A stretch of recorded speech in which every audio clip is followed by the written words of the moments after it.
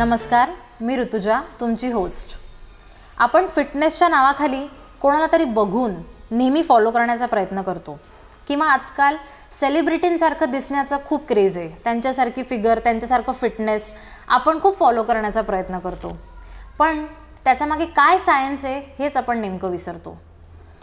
आपलं वेट किती असावं, आपली उंची, या सगळ्यांचा संबंध काय असतो हे सुद्धा जाणून घेणं तेवढंच महत्त्वाचं आहे. आज आपण गप्पा मारणार आहोत सुप्रसिद्ध आयुर्वेद तज्ज्ञ डॉक्टर ललित कुमार नळे यांच्याशी. Hello sir. नमस्ते. तुम्ही बोललात ते अगदी खरं आहे. माझं सेलिब्रिटीसारखी लुक असावे किंवा शेप असावा ही प्रत्येकाचीच इच्छा झाली आहे. आता तुम्ही प्रश्न विचारलात की आयडियली वजन किती असावं. खरं तर याचं उत्तर माहिती नसलेला माणूस आजच्या इंटरनेटच्या जमान्यामध्ये विरळात सापडेल. इतकं सगळं लोकांचं वजनाच्या बाबतीमध्ये, फिटनेसच्या बाबतीमध्ये सर्च करून झालेलं असतं. अगदी खरं आहे. आयडियली माझं वजन किती असावं याचं उत्तर जर द्यायचं झालं तर BMI म्हणजे बॉडी मास इंडेक्स हे साधारण आपण फिटनेस मोजण्याचं किंवा लठ्ठपणा मोजण्याचं एक परिमाण आपण साधारण समजतो. तर बॉडी मास इंडेक्स म्हणजे काय की तुमची उंची आणि तुमचं वजन याचं एक गुणोत्तर आहे.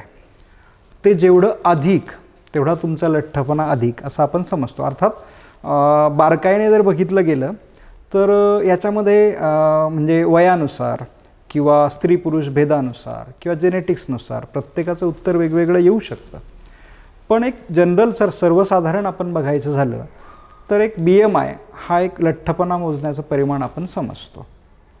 साधारण 21 ते 23 हा BMI हा आयडियल समजला जातो. म्हणजे भारतीय लोकांच्या शारीरिक ठेवणीनुसार साधारण 21 ते 23पर्यंत BMI असावा.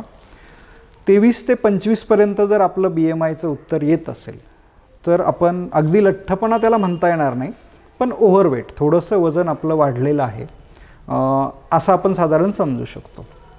तो BMI तुमचा 25 ते 30 या दरम्यान जर येत असेल तर आपण नक्कीच लठ्ठ आहोत आणि आपल्याला वजन कमी करण्याची गरज आहे हे आपण समजून घेऊ शकतो.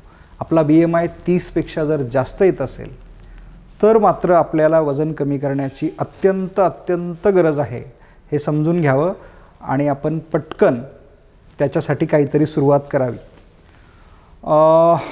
इंटरनेटवरती जा, तुम्हाला BMIचं सूत्र मिळेल. त्या सूत्रामध्ये तुमची उंची आणि तुमचं वजन, आजचं वजन टाका, तुम्हाला BMIचं उत्तर सापडतं. मी सांगितलं 21 ते 23 या दरम्यान जर ते येत असेल तर तुमचं वजन तुमच्या उंचीनुसार परफेक्ट आहे असं समजा. त्यापेक्षा जास्त येत असेल तर मात्र आपल्याला वजन कमी करण्याची गरज आहे हे समजून जा. आता ज्यांना ते इंटरनेटला जाऊन BMI काढणं किंवा हे सगळं करणं, सर्च करणं ज्यांना शक्य नाही, अशा लोकांसाठी एक सोपा फॉर्म्युला मी सांगतो आहे. तुमची उंची सेंटीमीटरमध्ये मोजा.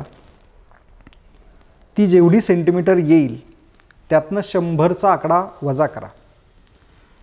जे काय उरलेला आकडा आहे ते तुमचं जास्तीत जास्त वजन असलं पाहिजे. अच्छा. उदाहरणार्थ एखाद्या व्यक्तीची उंची 170 सेंटीमीटर आहे तर 170 वजा 100 उरलेला आकडा 70 किलो हे त्या व्यक्तीचं जास्तीत जास्त वजन असलं पाहिजे.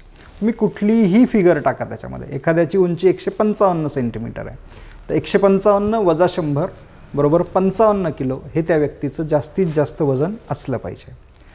सो हा एक सोपा फॉर्म्युला आहे. ज्यांना फारसं कॅल्क्युलेशन ज्यांना जमणार नाही त्यांच्यासाठी तुमची उंची सेंटीमीटरमध्ये मोजणं आणि त्यातनं 100 वजा करणं हा एक अत्यंत सोपा फॉर्म्युला आहे.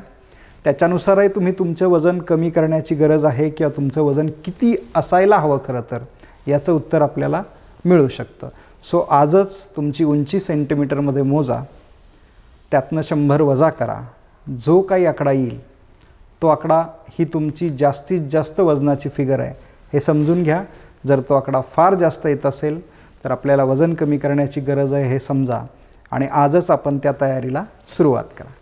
खरंच किती महत्त्वाचं सांगितलं डॉक्टर तुम्ही.